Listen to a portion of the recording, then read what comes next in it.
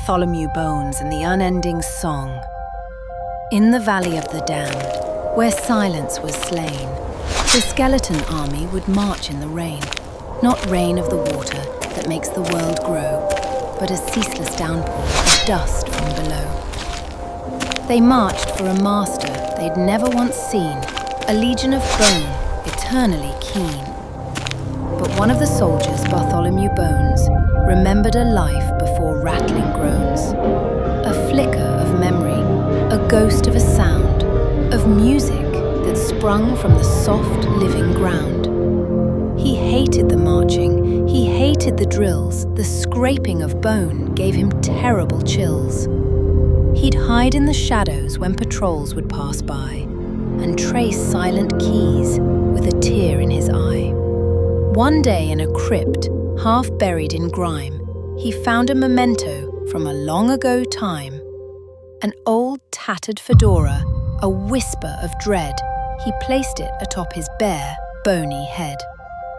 Deeper inside was a terrible thing with keys made of bone that could make a soul sing. A grand, broken piano, a nightmare in wood.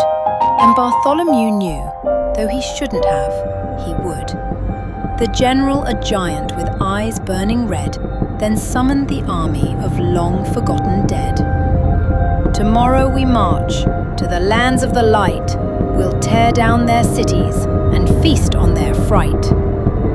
But Bartholomew slipped off into the night, his soul filled with music, his bones filled with fright. He ran to the crypt, sat down on the stool, and played a sad tune that broke every rule. The melody twisted and crawled from the cave, a sound of the living dug up from the grave. It slithered across the whole valley of the damned, a song that the dead could not understand.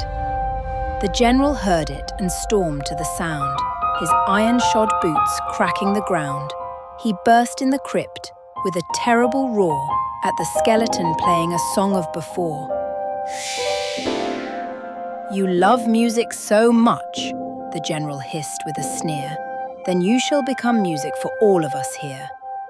He shattered the piano, then with a sickening crack, he tore Bartholomew's arms from his back. He ripped out his ribs and his spine piece by piece and fashioned a xylophone, a gruesome new lease. And now in the valley, a new sound is played on the bones of the fool who should have obeyed.